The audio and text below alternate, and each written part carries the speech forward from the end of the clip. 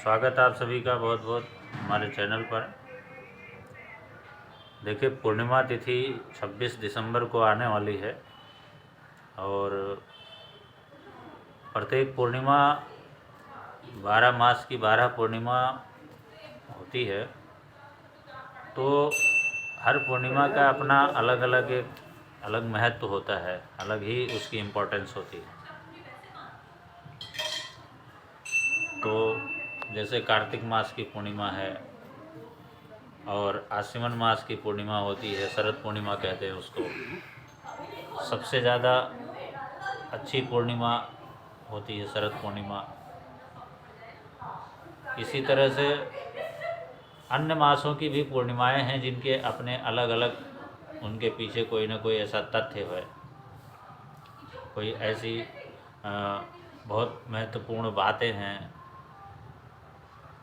जिसकी वजह से उनका अपना एक अलग ही स्थान होता है। तो इस बार मार्गशीर्ष शुक्ल पक्ष पूर्णिमा जो है, मार्गशीर्ष की पूर्णिमा 26 दिसंबर 2023 को पड़ रही है। और ये पूर्णिमा चूँकि कई मायनों में बहुत ही ये भी खास होती है। जैसे इस दिन भगवान जो दत्तात्रेय जी हैं उनकी जयंती होती है और त्रिपुर भैरव की जयंती भी होती है। तो ये भी एक कारण है जिसकी वजह से बहुत ही खास है।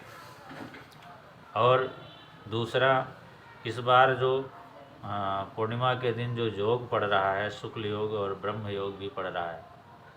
तो जब ऐसे किसी खास योग में, खास नक्षत्र में या खास वार में कोई तिथि इस तरह पड़ती है तो ज्योतिषीय दृष्टिकोण से उनका महत्व जो है बढ़ जाता है। तो मंगलवार का दिन भी है,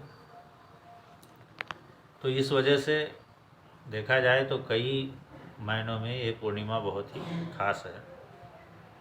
और इस दिन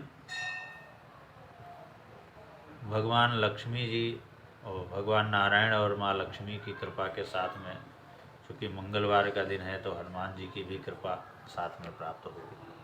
ये तो हुई बहुत साधारण बात, सभी जान सकते हैं इस चीज़ को। लेकिन पूर्णिमा तिथि में जो है ऐसी बहुत सी खास चीज़ें हैं जो की जा सकती हैं और ऐसे प्रयोग हैं जो किए जा सकते हैं।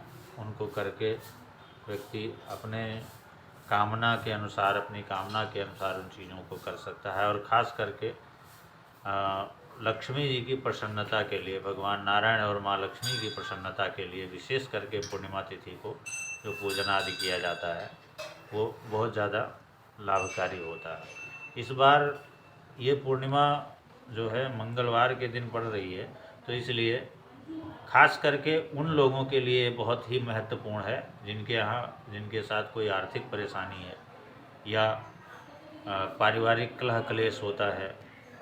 खास करके आर्थिक परेशानी के लिए लक्ष्मी जी, माँ लक्ष्मी को प्रसन्न करने के लिए ये पूर्णिमा उन लोगों के लिए बहुत खास है जिनके साथ कोई आर्थिक परेशानी चल रही है या कर्ज की स्थिति चल रही है या व्यवसायिक समस्या हो रही है, व्यवसायिक व्यवधान आ रहे हैं, व्यवसाय में व्यवसाय सुचारू नहीं चल पा रहा है और साथ ही उनकी कोई भी मनोकामना जो है वो नहीं पूर्ण हो पा रही है, तो उनके लिए, उन लोगों के लिए बहुत ही पूर्णिमा खास है। और इसको 32वीं पूर्णिमा के नाम से भी जाना गया है। भगवान दत्तात्रेय की जयंती, भैरव देवता की जयंती, त्रिपुर भैरव की साथ में 32वीं पूर्णिमा कहते हैं, क्योंकि इस पूर्णिमा में कोई भी व्रत, उपवास या धर्म कर्म अनुष्ठान करने से 32 गुना लाभ होता है, ऐसा कहा गया है। इस दिन क्या किया जाए, तो जो भी आर्थिक परेशानी जिसको है या पारिवारिक कलह क्लेश है, उसके लिए ये दिन बहुत ही महत्वपूर्ण है। इस दिन उस व्यक्ति को भगवान लक्ष्मी नारायण की पूजा करनी चाहिए। संध्या के समय माँ लक्ष्मी को शुद्ध खीर बना करके उनका भोग अर्पण करें और चंद्रमा जब उदय हो तो चंद्रमा उदय होने पर दूध मिश्रित जल से चंद्रमा को अर्घ्य दें और माँ लक्ष्मी को खीर का भोग लगाएं और इसके बाद में अगर संभव हो तो श्री सूक्त, लक्ष्मी सूक्त या पुरुष सूक्त का पाठ करें। साथ ही विष्णु सहस्रनाम और विष्णु चालीसा आदि का भी पाठ किया जा सकता है। लेकिन खास करके जो आर्थिक परेशानी दूर करने की बात है, उसके लिए माँ लक्ष्मी की विशेष आराधना करनी। तो विशेष आराधना में यही है कि संध्या के समय माँ लक्ष्मी का यथा उपचार पूजन करें, जो भी सामग्री एकत्र कर सकें उनका पूजन करें, और पूजन करने के बाद में उनके मंत्रों का जप कर सकते हैं, श्री सूक्त का पाठ कर सकते हैं, लक्ष्मी सूक्त, कनकधारा स्तोत्र, पुरुष सूक्त का पाठ कर सकते हैं। साथ में विष्णु भगवान के मंत्रों का, उनके स्तोत्रों का या विष्णु सहस्रनाम का, पुरुष सूक्त का पाठ कर सकते हैं। और इसके बाद माँ लक्ष्मी के मंत्रों से हवन यज्ञ भी कर सकते हैं। ऐसा करने से किसी भी प्रकार की आर्थिक परेशानी हो, कैसा भी आर्थिक परेशानी में गिरा हुआ व्यक्ति हो, उस पर माँ लक्ष्मी की कृपा जरूर हो। साथ ही विवाह में आ रही बाधाएं भी दूर होती हैं, क्योंकि माता जी की कृपा होती है तो अच्छे घर वर की प्राप्ति हो जाती है। तो इस दिन, ये दिन कन्याओं के लिए, जो कन्याएं, जो बहनें विवाह योग्य हैं, विवाह की कामना है, उनके लिए भी ये पूर्णिमा बहुत ही अच्छा फल देने वाली है। और मंगलवार के दिन पढ़ने से और विशेष महत्व होगा, उसका पुण्य फल जो है ज़्यादा मिलेगा। तो इसलिए इस दिन पूर्णिमा का व्रत करना चाहिए। और इसके अलावा भी बहुत सारी सामान्य सी बातें हैं जो इस दिन करनी चाहिए, जैसे गंगा आदि पवित्र नदियों में स्नान करने का विधान है।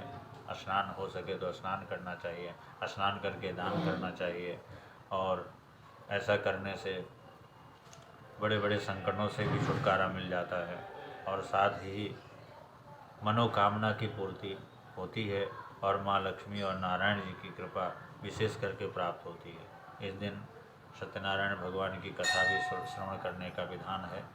और इस बार व्रत और स्नान दान की पूर्णिमा एक ही दिन है। प्रायः ऐसा होता है कि व्रत जो है एक दिन पहले पड़ जाता है, लेकिन इस बार 26 दिसंबर को ही पूर्णिमा है, और उसी दिन व्रत भी होगा, उसी दिन स्नान दान होगा, यानी पूर्णिमा का जो संयोग है वो एक ही दिन रहेगा। और इस विषय में, माँ लक्ष्मी की आराधना के विषय में और विस्तृत जानकारी अगर कोई चाहता, या किसी के साथ कोई ऐसी समस्या है कि वो कर्ज में डूबा हुआ या आर्थिक परेशानी हो रही है, तो वो हमारे द्वारा संपर्क करके विशेष उपायों पर विशेष चर्चा कर सकता है। बहुत बहुत धन्यवाद।